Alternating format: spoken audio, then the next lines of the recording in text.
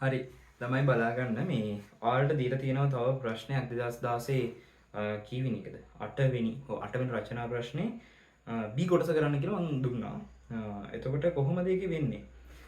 බලන්නකෝ මේ පහත රූප සටහන වල දැක්වෙන්නේ ළමා උද්‍යානයක ක්‍රීඩා අයිටම් කිහිපයක්ලු. හරිනේ ඉතින් මේක පේනවා. එක රොමිලක්කන් එක තියෙනවා. ඒ රූපයේ දැක්වෙන පරිදි ළමයෙක් ඔන්චිල්ලාවේ සමතුලිතව හා නිශ්චලව වාඩි වී සිටිනවා. ඕ හොඳට බලාගන්න. මේ කියන වචන බලන්න. නිශ්චලව ඉන්නවලු ඒ වගේම එයා සමතුලිතව ඉන්නවා. හරිද? නිශ්චලයි සමතුලිතයි. ඊළඟට තියෙනවා මෙම අවස්ථාවට අදාළ බල සටහන එක B රූපේ තියෙනවා. එක A රූපය කියලා එකකුයි එක B රූපය කියලා එකකුයි රූප දෙකක් තියෙනවා. හරි එක ක්ලියර්. ඊළඟට F1 තියෙන උඩට උන්චිල්ලාවේ එක තන්තුවක උඩට තියෙන F1 ඊට පස්සේ ආයෙ තියෙනවා F2 කියලා. ඒක අනිත් තන්තුවේ උඩට තමයි තියෙන්නේ. හරි. ඊළඟට W අතර සම්බන්ධතාවය. W කියන්නේ මොකද්ද? අර කලින් අපි කතා කරේ ගානක් හැදුවේ බර කියලා. ඒ බරට තමයි අපි W කියලා කියන්නේ. ඒ කොහොමද එහෙමුනේ? බරට ඉංග්‍රීසි වලින් කියන්නේ weight කියලා. මෙන්න මෙහෙම හොඳේ. බර කියද්දී කියන බරට කියන්නේ මෙහෙම. හරි. ඒකේ තියෙන මේ W එක තමයි මෙයාලා මේ ගන්නේ බර කියලා හඳුන්වද්දී. ඔයාලට ඒ කියන්නේ දෙක ගැන අවබෝධයක් නැත්නම් ඔන්න දැන් හරිනේ. කොහොම තමයි ගන්න. හරිනේ හරි. හරි ඊළඟට මේ සම්බන්ධතාවය ලියන්නලු. කොහොමද ලියන්නේ? එන්න මෙහෙමනේ. ඔයාට පේනවද උඩට තියෙන බල ටිකයි යටට තියෙන බලයි සමතුලිතයි. සමතුලිතයි කියලා කියන්නේ උඩට තියෙන ප්‍රමාණය යටට තියෙන ප්‍රමාණයට සමානයි. මොකද්ද කන්ඩිෂන්ස් හොඳේ? සමතුලිත වෙනවා කියලා දීලා තියෙනවා. සමතුලිත නම් අපි මොකක් හරි සලකන දිශාවක් ඔස්සේ මෙහෙට තියෙන බලයි මෙහෙට තියෙන බලයි සමාන වෙන්න ඕන. නැත්නම් මෙහෙට තියෙන බලයි සමාන වෙන්න ඕන. අපිට මේ දිශාවට ප්‍රශ්නයක් නැහැනේ. අපිට ප්‍රශ්නේ තියෙන්නේ මේ පැත්තට. එහෙනම් සමතුලිත නම් කන්ඩිෂන් එක ඒක. ඒතර ඒ தત્ත්වය යටතේ පහළට තියෙන බල සමාන වෙන්න ඕන මොකේටද? ඉහළට තියෙන බල වලට. හරිද? හරි. පහළට තියෙන බල මොනවද ළමයි? බර තියෙනවා. එහෙනම් ඒක දානවා පහළට තියෙන එක W කියලා. ඉහළට තියෙන්නේ මොනවද? ඉහළට තියෙනව එකතු කරලා දාන්න ඕන. ඉහළට එක තන්තුවක බලයක් තියෙනවා. ඒ වගේම මේ පැත්තේ තන්තුවෙත් බලය තියෙනවා. එහෙනම් F1 එකයි F2 එකයි තියෙනවා. ඔය දෙකේම එකතුවක් නිසා අපි දානවා මෙහෙම මේ F1 ධන F2 කියලා. හරිනේ. ඒක කොහොම තමයි යන්නේ? ඕක තමයි ඔය අහලා තියෙන ප්‍රශ්න. එනවාදනේ? හරි ඊළඟට යන්කෝ ඊළඟ එකට දෙකට. දෙක බලන්න රෝම ඉලක්කම් දෙක ගත්තට පස්සේ මෙහිමයි. දෙකේ ඔන්න හොඳේ අහනවා. මෙහි F1 හා F2 කියලා කියන්නේ කඹලු අර කලින් කිව්ව එකනේ. ඒක කලින් එකේ ප්‍රශ්නයක්. කොටස. ඒක ඕනේ නැහැ දෙකට එන්න. රූපේ සීසෝවේ දෙපැත්තේ වාඩි වී සිටින එක් ළමයාගේ ස්කන්ධයේ කිලෝග්‍රෑම් 25 බැගින් වෙනවලු. අපේ වයසේ උන් දෙන්න වෙන්න බෑ. මේ ඔයාලගේ වයසේ ළමයි නම් වෙන්න බෑ. මොන්ඩිසෝරිත් නෙවෙයි. ඊටතර චූටි වෙලා හරි. වෙනවලු. ප්‍රශ්නේ අහනවා සීසෝවේ ක්‍රියා කරන බල පද්ධතියේ සංප්‍රයුක්තය පිළිබඳව කුමක් කියන්න පුළුවන් දහනවා. සංප්‍රයුක්තය පිළිබඳව කුමක් කියන්න පුළුවන් දහනවා. මෙහෙමනේ. ඔයාට පේනවද ඕකේ ඔය මේ මැද හරිද මැද තියෙන පොඩි අක්ෂයක් මම ඒක පෙන්වන්නවට පේනෙත් ගන්න මේ මෙහෙම. හරිද මේ පේනවද? පේනයි මේ. මැද තියෙනවනේ මෙතන අක්ෂයක් මෙතී. ඒක තියෙනවා. හරිද? ඊසේ මෙතන තව ළමයෙක් ඉන්නවා මෙතනත් ළමයෙක් ඉන්නවා. හරිද? ඒත් ඔයා බලා ගන්න මැද තියෙන එක ගත්තට පස්සේ ඒ මැද තියෙන එකේ දෙපැත්තේ තමයි මේ දෙන්න ඉන්නේ. හරිද? එතකොට මම ඇඳලා පෙන්නන්නම්. මෙතනින් ඒක තියෙනවා. ඔය විදිහට තියෙනවා. මේ පැත්තේ ඉන්න ළමයාගෙන් මේ පැත්තට ඔන්න බලයක් ඇති කරනවා. හරිද? ඒක W. ඒකේ ස්කන්ධය සමාන නිසා මේ පැත්තෙත් ඇති කරන බලය එකම තමයි. ඒක W. හරිද? ඒතර මේ දෙකම බැලන්ස් කරන්නේ මේ මැද්දේ ඉන්න තනි එක. හරිද? ඌ ඇවිල්ලා IC පොරක් නෙවෙයි. බැටරි. හරිද? දෙකම බැලන්ස් කරනවා තනියෙන්. එහෙනම් මේ දෙක යටට නම් තියෙන්නේ මේක කොහෙද තියෙන්න ඕනද? හරිද? ඔහොම තියෙන්න ඕන. හරිද? ඒ කියන්නේ දැන් ඔයා කියන බලන්න මේක මෙහෙම වෙනවනේ. ඉතින් එහෙම තියෙද්දි කොහොමද මේක බැලන්ස් වෙන්නේ කියලා. ඒක ඒ කියන්නේ ඒ දෙන්න අර කකුලෙන් අරගෙන බිම තට්ටු කරලා අමතරව පිටින් ගන්න බලයක් නිසා තමයි දෙපැත්තට මෙහෙම වෙන්නේ. හරිද? හැබැයි සීසෝ එක ඔහොම තියෙද්දි ඔයා බලන් ඉඳි සීසෝ එක උඩ යනවද නිකන් නිකන් ප්ලයි කරනවා වගේ නිකන් හඳ යනවා වගේ එහෙම වෙනවද? නෑනේ නේ. ඒ කියන්නේ එයා එහෙනම් ඒ අවස්ථාවේ ඒ පොසිෂන් එකේ යා නිශ්චලයි. ඒ වගේම ඔයා සීසෝ එක දිහා බලන් ඉඳි සීසෝ එක නිකන් පොළව හාරගෙන යටට යනවද? එහෙමත් නෑනේ නේ. ඒ නිසා එයා මෙහෙම දෙපැත්තට වුණාට ඒතර ඒ අවස්ථාවේ නිශ්චලයි. එයා උඩට යන්නෙත් නෑ යටට යන්නෙත් නෑ. ඒතර මෙතන ඉලිලා ඉන්නවා. දෙපැත්තේ ඉන්නේ උන් දෙන කකුලෙන් අරගෙන ඉවරලා දෙපැත්තට මෙහෙම වැනෙනවා. වැන්නට මූ යන්නේ නෑ. ඒක කොහෙටවත් මේක හඳට යන්නෙත් නෑ. පොළව හාරගෙන යන්නෙත් නෑ. ඒ නිසා මෙයා මේ විදිහටම තමයි ඉන්නේ. ඒ නිසා උඩට තියෙන බලයි යටට තියෙන බලයි සමාන වෙන්න ඕන කලින් එකේ වගේම. එහෙම සමාන වෙනවා නම් තීර්ය මොකද්ද? සම්ප්‍රයුක්තය කියලා කියන්නේ මේ ඔක්කොම වෙන යොදන්න පුළුවන් තනි එකනේ. එහෙනම් උඩටයි යටටයි කිසිම අසමතුලිතයක් නැහැ. සමතුලිතයි. අසමතුලිත බල නැහැ. අසමතුලිතයක් නැහැ කියලා කියන්නේ මේ තුන්දෙනා වෙනුවට යොදන්න පුළුවන් සම්ප්‍රයුක්තය. හරිද? සම්ප්‍රයුක්තය කියන්නේ තුන්දෙනා වෙනුවට යොදන්න පුළුවන් තනි කෙනාට ඒක ශුන්‍යයක් වෙන්න ඕන. එහෙම ශුන්‍යයක් වුණොත් විතරයි එයා මේ පොළව උඩ ඉන්නේ. එහෙම ශුන්‍යයක් වුණේ නැත්තම් එක්ක මෙයා උඩ යන්න ඕන. නැත්තම් පොළව හාරගෙන යන්න ඕන. ඉතින් ඔය දෙකම වෙන්නේ නැහැ කියලා කියන්නේ. බලාතීන් මෙයා සමතුලිතයි. එහෙනම් මෙයා ඒ නිශ්චලව එයාගේ වැඩේ කරගෙන ඉන්නවා. දෙපැත්තේ ඉන්නේ උන් දෙන්න අමතර බල අරගෙන ඉවරලා දෙපැත්තේ මෙහෙම වෙන එක වෙනවා. හරිද? ඒ නිසා එහෙනම් මේකට උත්තරේ කීයක් වෙන්න ඕනද? විශාලත්වය ශුන්‍ය නැත්තම් බිඳුවයි නිව්ටන්. හරිනේ? හරි. හරි ඊළඟට බලන්න මෙහෙම අහනවා. සීසෝවේ ඕ භ්‍රමණ ලක්ෂයේ සිටකෝ ඕ එක මේක තමයි ඕ එක මේ තියෙන ඕ මේක තමයි ඕ හරි ඕ භ්‍රමණ ලක්ෂයේ සිට එක් ළමයා වාඩි වී සිටින ස්ථානයට 1.5 මීටර බැගින් දුරයිලු. හරි මේ පැත්තේ බලමු කොන්න 1.5 මීටර තියෙනවා. මීටර් දිගයි 1.5 බැගින් තියෙනවා. අනිත් පැත්තට තියෙනවා. හොඳයි. මම දැම්මේ නැහැ. මගේ අම්මලි ගමට හරි. හරි. මෙහිදී ක්‍රියා කරන බල යුක්මයේ ගූර්ණය. අම්මා. හරිද? යුක්මයේ ගූර්ණය අහන්නේ. බල යුක්මය හොඳේ. හරි බලා ගන්නකෝ. බල යුක්මයේ ගූර්ණය තමයි අහන්නේ. හරි මේ හොඳට බලන්නේ ප්‍රශ්නේ මේ බල යුක්මයේ ගූර්ණය. යුක්මය දහන්නේ බල යුක්මය දහන්නේ නෑ හොඳේ බල යුක්මය නෙවෙයි අහන්නේ.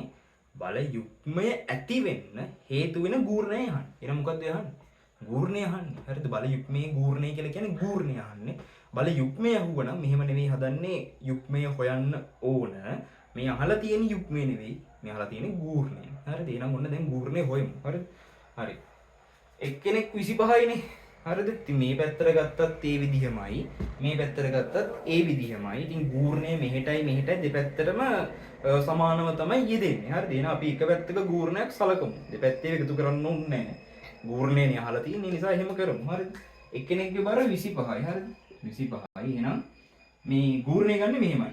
ගූර්ණය සමානයි. හරිද? යෙදෙන බලය ගුණ කරන්න ඕන මෙතන ඉඳන් බලය ක්‍රියා කරන ලක්ෂයට තියෙන දුර.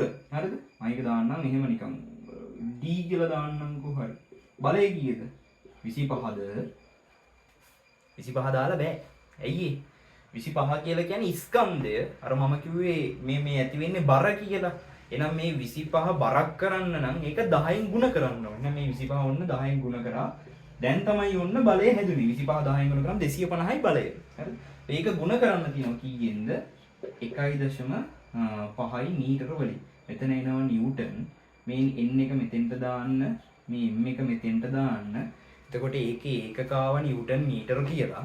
ඉතින් මේක සුළු කරලා බලන්න 250යි 1.5න් ගුණ කරන්න. ඒ කියන්නේ 250 එකකුයි තව 250 භාගිකව යොතු කරන්න තියෙන්නේ. 0.5 කියන්නේ භාගයක්නේ. එහෙනම් 250 එකක් කියන්නේ 250ක්. 250 භාගය කියලා කියන්නේ 125ක්. එහෙනම් 250ට 125ක යොතු කරන්න තියෙන්නේ.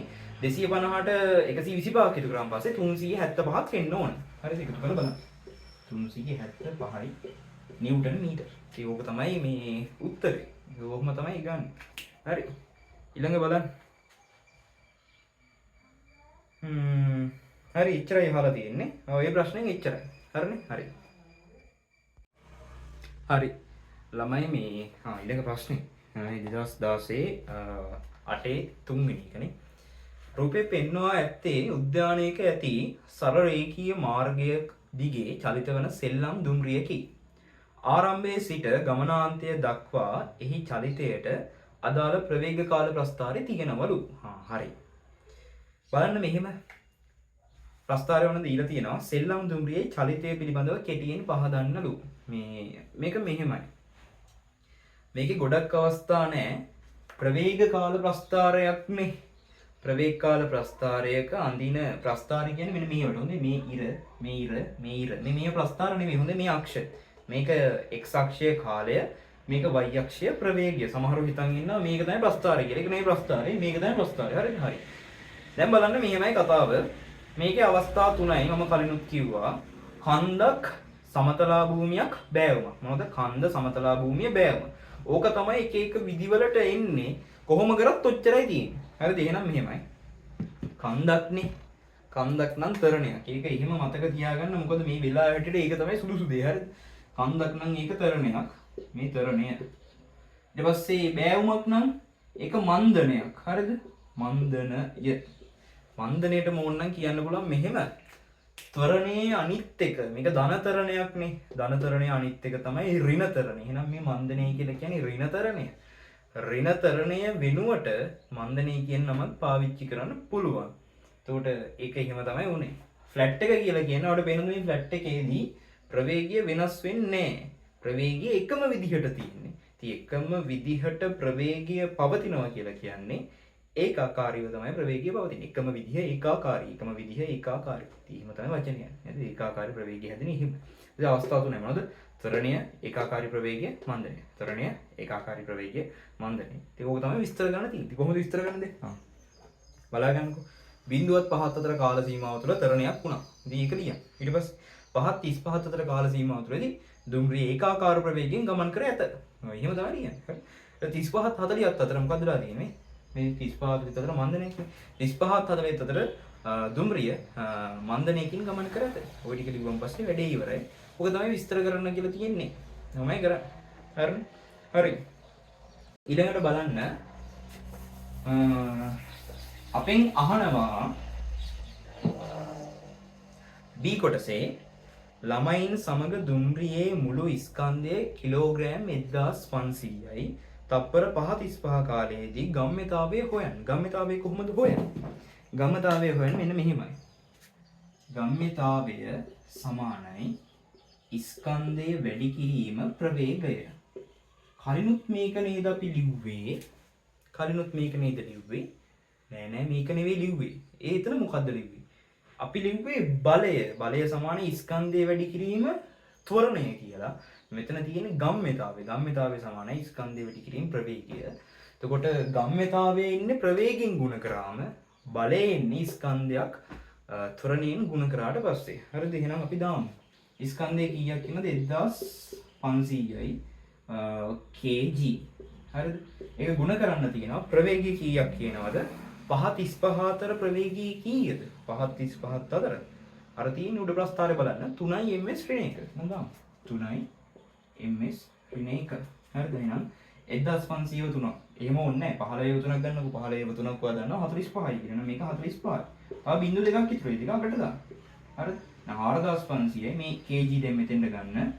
ms ඍණ 1 මෙතෙන්ට ගන්න. එහෙනම් කීයද උත්තරේ? 4500යි kg ms ඍණ 1. හොඳේ ඍණ 2 නෙවෙයි. ඍණ 2 ආවොත් ඒක බලයක් වෙනවා. මේක ඍණ 1 දාන්න ඕන. මේ එකක දාද්දි හරියට බලලා දාන්න ඕන. හරිනේ? හරි. හරි බලා ගන්න. ඊළඟට අහනවා සෙල්ලම් දුම්රියේ දිගේ 18 මීටර් නම් දුම්රිය මාර්ගයේ දිග ගණනය කරන්න කියලා. මේකේ කතාව මෙන්න මෙහෙමයි. ඔයා මේ ප්‍රස්ථාරයක් දුන්න මේ ප්‍රස්ථාරයෙන් විස්ථාපනය හොයන හැටි දැනගන්න ඕන. ඒක පොඩි තියරි කාරණාවක්. හැබැයි ඒකට පොඩි ලොජික් එකක් තියෙනවා හදලා ගන්න විදියක්. හදලා ගන්න විදිය දැනට ඒ කියන්නේ පස්සේ කියලා දෙන්නම් තියරිය කියන්න. හරිද? ඒක හදලා ගන්න පුළුවන් ලොජික්. හරිද? තියරිය තමයි මෙන්න මේක. දැන් මේක ප්‍රවේගයනේ. මේක ප්‍රවේගී අක්ෂය. මේක කාලයේ අක්ෂය. හරිද? මේ වගේ ප්‍රස්ථාරයක් ගත්තම ප්‍රවේගීය කාලය ප්‍රස්ථාරයක වර්ගඵලයෙන් අපිට ගන්න පුළුවන් විස්ථාපනය. හරිද? ඒක මෙන්න මෙහෙමයි. ඕනනම් දැන් තියරි කියන හරිද? ප්‍රවේගය සමානයි විස්ථාපනයේ බෙදීම කාලයනේ. ඉතින් ප්‍රවේගයයි කාලයයි මේ හරස් ගුණ තියෙනවා හොඳේ. ප්‍රවේගයයි කාලයයි ගුණ කරාට පස්සේ ඒකෙන් අපිට හම්බෙන්නේ විස්ථාපනය. ඉතින් අන්න ඒ හේතුව නිසා අපි මෙන්න මේ ප්‍රස්ථාරේ වර්ගඵලයෙන් බලා ගන්නවා මේ විස්ථාපනයේ කීයද කියලා. හරිද? හරි. ඔන්න එහෙනම් දීලා තියෙනවා වර්ගඵලය බලනවා. වර්ගඵලයෙන් අපි ගන්නවා විස්ථාපනය. වර්ගඵලය සමානයි විස්ථාපනය. හරිද? වර්ගඵලය ගන්නේ කොහොමද? බලන්න දීලා තියෙන විස්තර. මෙතන බිඳුව තියෙනවා. බිඳුවේ ඉඳන් 40 තියෙනවා පේනවද මේ? මෙතන බිඳුව තියෙනවා. බිඳුවේ ඉඳන් 40 තියෙනවා. ඉතින් මම ඒක දාලා තියෙනවා මේ. මෙතන ඉඳන් 40යි කියලා. ඊට පස්සේ ඔයාලට පේනවද මේ උඩ කොටස මේ? මෙතන ඉඳන් මෙතෙන්ට මෙතන තියෙන්නේ 5නේ. 5 තියෙනවා. මෙතන තියෙනවා 35. එහෙනම් 5 ඉඳන් 35ට කොච්චර දිගක් තියෙනවද බලන්න. 5 ඉඳන් 35ට 30යි තියෙන්නේ. 35න් 5ක් අඩු කරාම 30යිනේ. එහෙනම් උඩ කොටස 30යි යට කොටස 40යි. දැන් මේක ට්‍රැපීසියමක්නේ. ට්‍රැපීසියමේ වර්ගඵලය හොයන්න අර වෙන සමීකරණයක් තියෙනවා. ආධාරක පාදේ යට තියෙන පාදේ දෙක මේකට එකතු කරලා ඒක දෙකෙන් බෙදලා ඒන ගාන උසෙන් ගුණ කරලා අර එහෙම ගන්න එකක් තියෙනවා.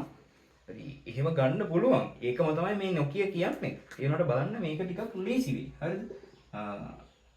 හරි. මේ පැත්තේ උස 3යිනේ. ඒක බලන්න අර y අක්ෂයේ තියෙනවා v සමානයි 3යි කියලා.